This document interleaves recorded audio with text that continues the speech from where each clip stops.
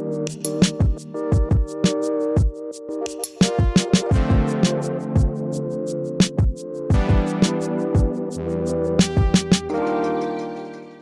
everybody, my name is Liz Ogborn and I'm on the Prayer Spaces in Schools Oversight team.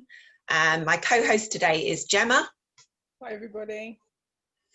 Gemma's from Youthscape. It's really lovely to see you all here. Thank you for joining this seminar. We're absolutely sure it's going to be brilliant and you're going to really enjoy the content. It's entitled We Do God, Experiential Apologetics. Please don't fear if that sounds like theological jargon to you. It's a very practical and interesting talk that Lucie gives, and she has an amazing gift of unpacking complex things in a very simple way that even people like me can understand and apply in my practical work, in my practical everyday experience. Lucie is the director of the Youthscape Centre for Research. And her research has covered things like youth ministry in the Anglican Church, youth loneliness, and Christian practice amongst youth workers, among other things. And in this talk today that you're going to hear, Lucie draws on Youthscape's research project called We Do God. And Lucie explores how we can draw children and young people into actual experiences of God as we work with them in schools. And I'm sure you'll be inspired. Yeah, so without further ado, this is the amazing Dr. Lucie Shuker talking about experiential apologetics. Enjoy. I want to start by asking you to imagine these two scenes in a secondary school. So scene one, it's 2 p.m. on a Wednesday afternoon and Mr. Wilson is taking Year 8 assembly. And he opens with a funny personal anecdote about a dog and a banana that has the place in fits of laughter. And then he switches to a serious point and everybody is all ears. And he tells the story of the prodigal son. And he tells them about the possibility of forgiveness. And he prays for them. Just in time as the bell goes and 120 kids stand up and file out of the room. And scene two, it's 2:30 on a Wednesday afternoon. And Gemma Crichton is in Year 9 and she's in a prayer room that would normally be the music room, maybe B17. And she's holding a rock and she's been holding it for a while and it's getting quite heavy. And she's been looking at a little sign that says, it's hard work holding on to the things that people have done to us. And she's thinking about the fact that her friend betrayed her over the summer, and she's thinking about all the ways that she's angry.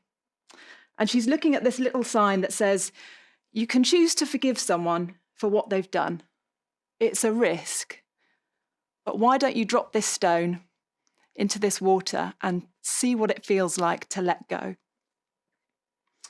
And Gemma lets go of the rock and hears a splash and realizes that she's been holding her breath the whole time. There's a difference between talking about something and doing it. And this dualism between discussion and experience, between theory and practice, it has been with us for a really long time. We inherited it from Greek philosophy and it's been shaping our culture, our education system, what we think of as wisdom, as insight, as knowledge for a very, very, very long time. And sometimes it's helpful and sometimes it's meaningful. But the risk when we divide the world up into two things and we say it's either this or it's either that, is that one side inevitably becomes more important, becomes prioritized. And in our culture, we tend to prioritize head knowledge, information, our ability to talk about things, more than often our direct experience and a different kind of knowing. Our school system, particularly secondary schools, still really hold this principle that it's the transmission of head knowledge that is what education's about. And if we're completely honest, often our conferences do too. But when it comes to Christian education or formation, we have a rabbi, a teacher, who actually does things quite differently. So look at this question on the screen. I just want to give you a minute to think about this. How does Jesus teach? What stories or scriptures come to mind when you think about Jesus as a teacher? And how is this way of teaching maybe different from how you learned at school?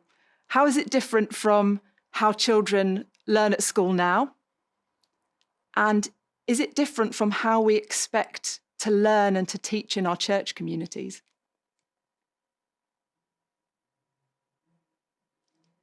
There are a couple of verses that for me really capture the way that Jesus kind of describes this relationship between our understanding, our head knowledge, and our doing, our putting into practice. And the first is Matthew 7:24. Therefore, everyone who hears these words of mine and puts them into practice is like a wise man who built his house upon a rock. We know that Jesus verbally taught. He spent a lot of time doing it. He taught in the synagogues, he climbed mountains, he got into boats, he gathered people around him, and he taught them in parables, and he taught them the scriptures, and he explained things. But that was only ever half the story. If it wasn't ever put into practice, it never became lived wisdom. And he had an expectation that if you heard his words and you put them into practice, that was the foundation of a life well lived. The hearing and the understanding is important, but the doing makes it the full package. And the second is John 7:1. Anyone who chooses to do the will of God will find out whether my teaching comes from God or whether I speak on my own. And I find this really interesting because it implies that to judge Jesus, to work out who he is, you've got to get involved. You've got to do the will of God first. It's not that you decide first whether or not you think Jesus is the Son of God. And if you decide yes, the next step is to do the will of God. It inverses that and says, try doing the will of God, and then you'll have the tools to know, to judge whether my words come from God and who I really am. In other words, you don't need to decide before you act. So our emphasis on kind of discussing and intellectually understanding and all of that has often meant that when we've wanted to introduce people to Jesus, we've explained who he is and we've told the stories first. And if we've managed to persuade someone, then we might invite them to make a commitment to Jesus. And that way of kind of introducing people to the ideas of Christianity, that they're defensible, that they're rational, is a standard way of seeing apologetics, that our faith is kind of intellectually defensible. But that verse from John 7 suggests that experience of following the way of Jesus, of doing the will of God, is actually a way to understand who God is and to then make a decision about what you think about faith. And I was having a conversation with Dan Randall about a year ago, and he asked me the question, when do you think the disciples became Christians? And it got me in a complete tiz because it disrupted all of my ways of thinking about the boundaries between being a Christian and not a Christian, between thinking and doing and choosing and discerning. And I have no answer for that because it was a messy journey, as actually so many journeys towards God are. So one way to understand this way of learning by doing is to just think about it as the way Jesus did things. But if you want a less direct and more fancy pants way of doing it, you could call it experiential apologetics. And that's a term that's used by Joshua Chatraw, who kind of coined it.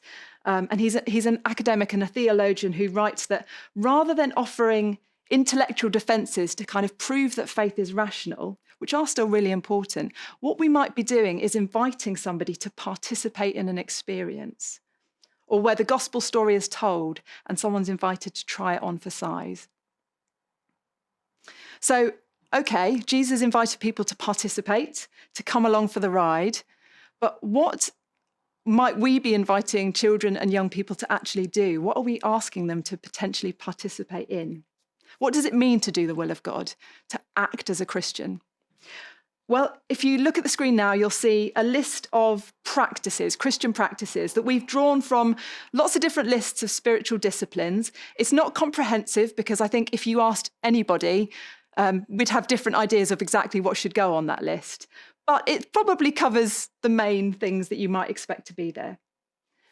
And we've also used this definition of Christian practice, which comes from Dorothy Bass and some of her colleagues, which is things that Christian people do together over time in response to and in the light of God's active presence for the life of the world. So in other words, it's not just anything that Christians do, because we do all sorts of things.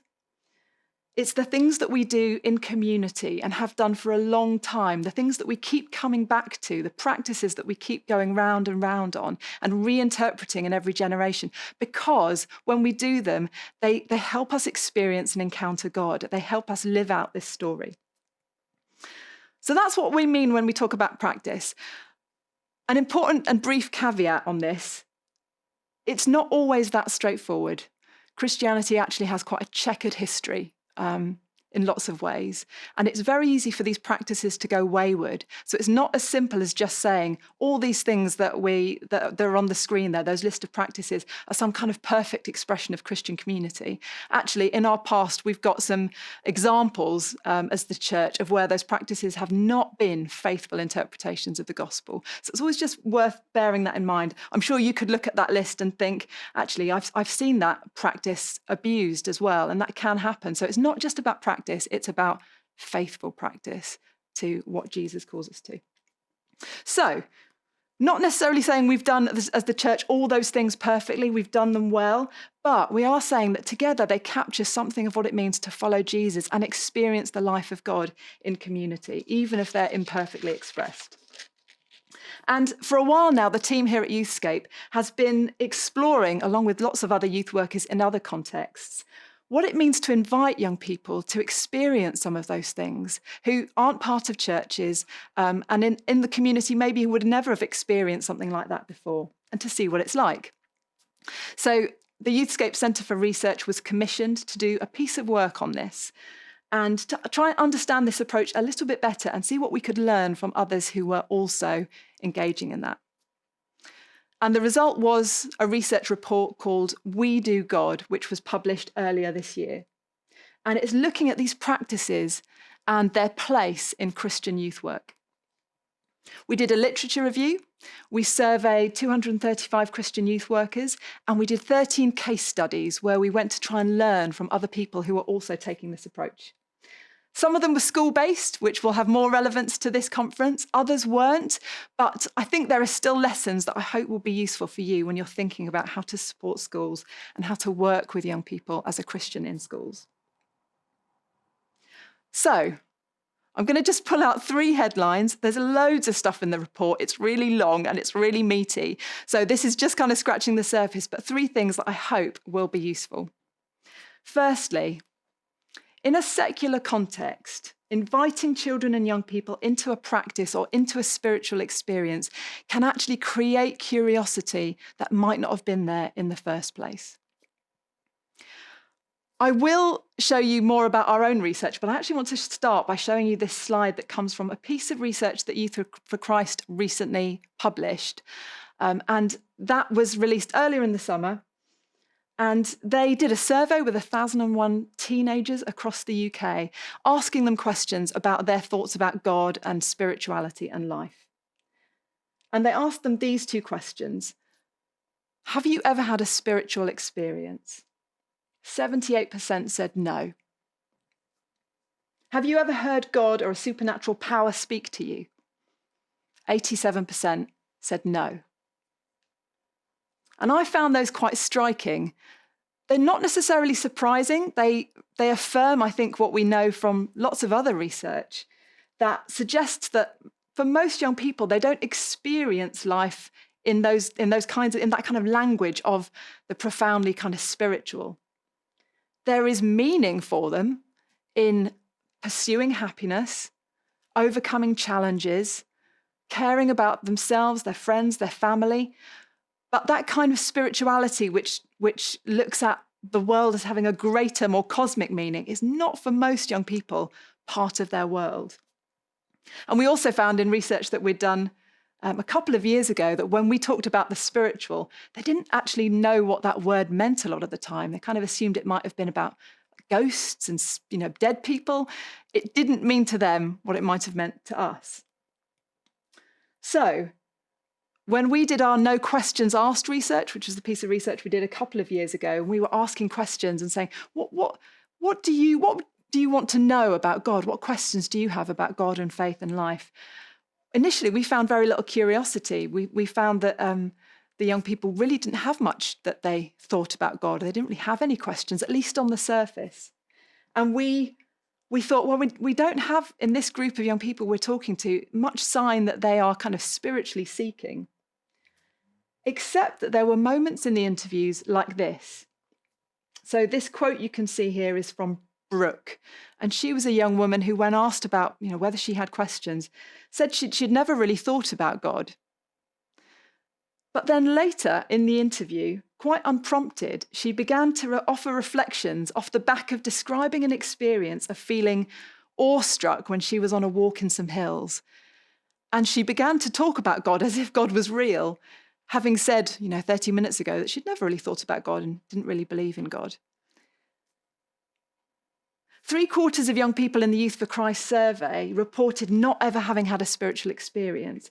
But Brooke's suggestion, or Brooke's experience in that interview, suggests that they might just not have been given the space to explore the spiritual dimensions of their experience, of what has already happened to them. And in the We Do God research, we found accounts through our survey and through the case studies of the power of facilitating first-hand experience of some kind of Christian practice, but then also of helping young people to reflect on that. So this section from one of our interviews gives a glimpse of how powerful these experiences can be. Kelly went on a residential weekend. She wasn't from a Christian background at all, and the team had created a prayer room on the site. She had left the main evening session and she'd found her way to the prayer room. And by her own account, she was going in there to self-harm because she was feeling really low. But there was a Bible in the room, and for some reason, she decided to sit down and start reading it instead. And she had an experience of the Holy Spirit that you can read about there on the screen that she describes as overwhelming. By making that prayer room available, she was being invited to participate in prayer herself. You'll also see on the slide a quote from another interview. That one was with our friend Phil Togwell, where he was emphasising the importance of space, of stillness, of quiet and of reflection. And he was reminding us that it's often those pauses, that stillness, that is really needed for young people to work out what their experience means. So for some young people, they think they've never had a spiritual experience, but it may well be that they have, but no one's ever asked them about their experience and they've never been allowed to unpack it and see what it might mean. For others, they need to be given something new that they haven't had access to before, some direct first-hand experience for themselves that they then can reflect on. So for Kelly, the interview itself was part of that. She both had the experience of this profound new piece in the prayer room, but she then had the experience of telling it again and having someone listen to her and unpack what it means. And that's a message that came through in the research over and over again. We can invite young people to participate, but we've also got to give them the space to reflect and understand what that experience actually means. And of course, as you know, not all young people are equipped in the same way to necessarily do that themselves. Some of them need more support for that reflection. So a couple of questions for you to think about. How can you create opportunities for young people to have first-hand experience, to do faith, to put something into action in a time where often we have to be now socially distanced, we are in bubbles, we might be online? How have you been doing it already? Have you got stories to share? And then secondly, if you feel that that is actually not possible at the moment, if it's not possible to gather young people and to facilitate an experience of something new, how do you look for where God might be in their existing experience, in their everyday life?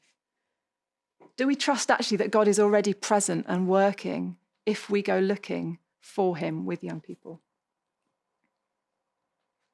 Okay, so that's number one. Number two, we also learned through our research that these practices are part of how God works and reveals himself. And often in doing these things, we experience God meeting our needs, whether that's our need for community, our need for hope, our need for rest, our need for fun. The definition of practice that I showed you earlier said that these are things we do together in response to God's active presence. And this is the key bit, for the life of the world. In other words, these things are like gifts from God through which we actually encounter him and we experience his goodness. The things we do together can create a life-giving experience if we invite young people to participate in them too. One of the people that we interviewed for the research was Mark Scandrette, who's written a great book called Practicing the Way of Jesus. And he does a lot of these kind of experiential learning labs, he'd call them, practice-based discipleship, creating context for people to come and try doing something and reflect on what it's like. And one of the things he told us in that interview is that it's really important to name the ache. That was the phrase he used. In other words, often the things that we do together as Christians, we do in part because they are a way of God meeting some deep need, of recognizing some ache that is within us as humans, that he wants to heal, that he wants to speak into. In other words, what kinds of needs, what kinds of desires might Christian practice be responding to? The practice of celebration meets our need for play. It meets our need for rest. The practice of forgiveness meets our need to know and to truly be known and to not have to hide, to have the possibility of real relationship. The practice of lament meets our need to be able to express suffering with other people and not have to hide it, to be healed and need to be healed. So one of our case studies was a youth group in Northamptonshire called The Way, and they meet weekly for a meal, and each week they explore what it means to follow the way of Jesus, to put into practice the teachings of Jesus. And I went and observed one of their meals and saw what they did, and I interviewed the young people and I interviewed the youth workers. And I listened to them debriefing afterwards. And one of the things I observed and I heard was that they were really trying to pay attention and coming back to over and over again, what is it that these teenagers are experiencing in real life? What do they need? What are their deepest desires? And what is it about the way of living as Jesus taught us that could actually engage their real needs, their real life, what it is like to be a teenager in Northamptonshire? And they were regularly trying to work this out. So one of their groups had spent about 4 weeks thinking about how Jesus sees and treats people. And that had come out of just some of this banter that happens over the meal before they'd even started their formal session, where one of the group had been describing the young people who went to a different school in the town, describing them as peasants, because his school was higher up the league table, their school was lower down. They had more resources, they were a wealthier school. This school just, it had a bit of a reputation. So social hierarchy was starting to emerge in this youth group, and a little bit of, teasing was going on, but they paid a lot of attention to that. And in response to that, they developed this kind of liturgy where they would sit a person in the center of the room and they would verbally affirm each one, and they'd speak a liturgy over each of them. And they came back to it over and over again because they wanted them to see and understand that the way of Jesus was to affirm everybody's equal value. And when I interviewed one of the youth workers about that, she said, this thing of naming the ache, of knowing what it is, what the need is that you're trying to respond to, is one of the key things that you need to remember. And when I've forgotten about it, it turns into an abstract teach. So you'll remember the imaginary example of Gemma Crichton in Year 9 holding that rock that I gave you at the start there. Of course, it's not imaginary. It's inspired by this quote you're seeing on the screen now. An interview with this young woman who was telling me about being invited to forgive someone by writing their name on a stone and letting it go. And she was not sure that that was possible. She didn't think you could forgive someone that easily. But when she was invited to do it, she found out it was possible. And she explained that now she was on this quite interesting journey of trying to work out what forgiveness actually was. Do you just do it once? Do you have to do it over and over again? Can you take it back? Should you always forgive? And although that is a complex journey, she would not even have begun it if she hadn't dropped that stone. So, what do children and young people in your context need right now? Is there any way that you can invite them to participate in what we as Christians do together?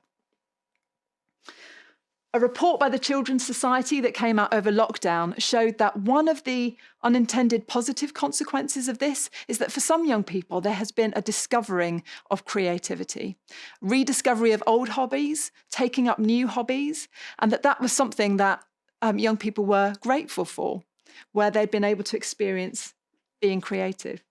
And if we just take that one example, we know that creativity is so important for making sense of a world full of uncertainty and loose ends. It's how we process information, it's how we play, it's how we rest, it's how we connect. And if there was ever a time where children and young people might need space to process and to connect and to play, it's probably now. So as Christians, can we invite young people to experience and practice creativity, not necessarily just in a kind of well-being sense, although that is wonderful, but also as a spiritual practice, because it has that dimension as well. Our research showed actually that creativity is one of the Christian practices that youth workers think are most attractive to young people who aren't part of churches. And we also asked those youth workers to name the 5 practices out of the 21 that we gave them that they thought were most attractive to young people, most powerful for forming Christian identity, and most important for being faithful to the teachings of Jesus. And you can see in this Venn diagram what we found. These are the 5 practices in each of those categories that were most important for those youth workers. And if you look there at what is most attractive to young people, there's creativity. That was seen as something, as a Christian practice that was most attractive to young people. There's a huge amount to say about that diagram, by the way, that is not being said right now, but that's for another day. We also found that it's actually one of the top 5 practices that youth workers are most likely to have actually invited young people to experience who aren't part of churches. In other words, we think and feel that it's attractive to young people. We are also finding ways to be creative and draw people into creativity already. It's something that we're already doing, which is really exciting. And this survey was done last December. I wonder if the percentage of youth workers who'd invited young people in the community to do something creative with them, I wonder if that number would have gone up if we asked now. I don't know. But more than just inviting young people to experience or practice something, we also have a story to tell about what this kind of practice means. What is it that makes it a Christian practice rather than something that anyone can do? Is creativity an explicitly Christian practice? Well, one of the things we found, again, is that creativity is one of the top 5 practices that youth workers are significantly more likely to help young people experience than they are to teach about. In other words, these youth workers, at least, were pretty good at inviting young people to do it, but less good at telling a story about how it connects to God, how it's a spiritual practice, how it relates to faith, how it relates to this person as creator and maybe us as created. So it usually goes the other way around, and I'll say more about that in a minute, that usually we talk about these things more than we do them. But in this example, it was actually flipped. We often do creativity with young people more than we tell the story about creativity. So there are some practices like creativity that I think this research suggests young people, children are already really open to, they're already engaging in, and it's a bridge between the culture of the church and the wider culture that is quite easy to cross. So there are some that feel like they're quite culturally resonant. But then there are other practices that probably young people have no experience of whatsoever and are much more likely to be culturally radical. So for that young woman holding the stone, forgiveness was something she didn't think she could do. She didn't know she could do it until she was invited to.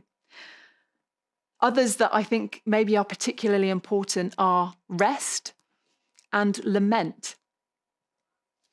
So this year we have all been forced into a form of stopping.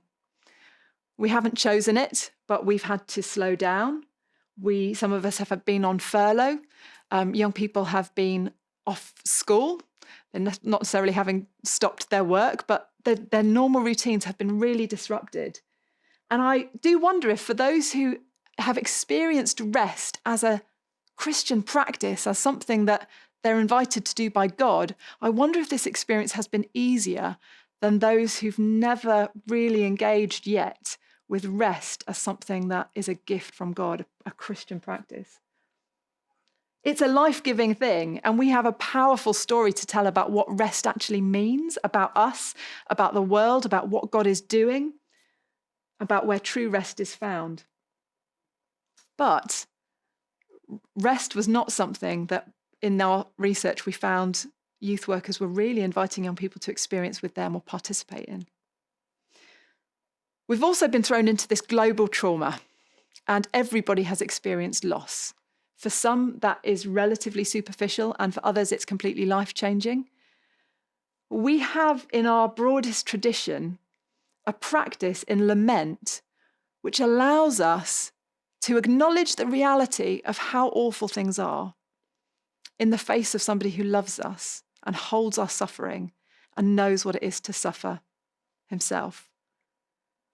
Lament is a powerful Christian practice that could speak so much to the time that we're in.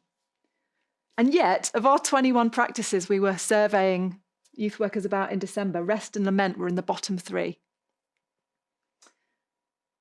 Rest was the second to last practice, in fact, that young people in the community and the wider community, not part of churches, were invited to experience for themselves. And maybe that's because it's quite hard to do that. There are some practices it's maybe easier to invite young people to actually do. But I wonder if also it's because we as a Christian community don't necessarily know how to do that well ourselves. So if you take a look at this slide, this is where we repeated one of our survey questions that we'd asked originally in December. We asked it again of a different cohort of youth workers in May. And I was struck by the fact that rest, the practice of rest, lament, and living simply were all things that a higher proportion of youth workers said they were now intentionally engaging in. And perhaps that's not surprising. We were in the middle of a lockdown and a global pandemic. There was an enforced rest. There was a sense of wider societal lament, and we were all being forced to slow down and to live more simply. But having been kind of forced to do that, I do wonder if that's something that we can now draw far more into our practice as a Christian community and invite young people to experience those things as well with us, telling the story of what they mean in terms of God's relationship with us. And then finally, practices carry our theology. The doing and the thinking, the action and the belief are inevitably entwined, but often we talk about things more than we do them. And so the last point I really want to make is that I think one of the things to come out of this research is a need to bring the ideas and the experience together. So the last thing I want to show you is this slide. And these are 5 of the practices where there is a significant gap between our teaching and our practice. So remember that this is a survey of 235 youth workers last December. It may not perfectly reflect your context, but I do think probably that gap between the talking and the doing, we would see that again if we looked in different contexts in the Christian world as well. So the green bars are where young people say that where youth workers say that they have taught about or explained this thing to young people, either in church or in the community over the last 2 years. And the pink bar is where they have helped young people to directly experience or practice that thing themselves.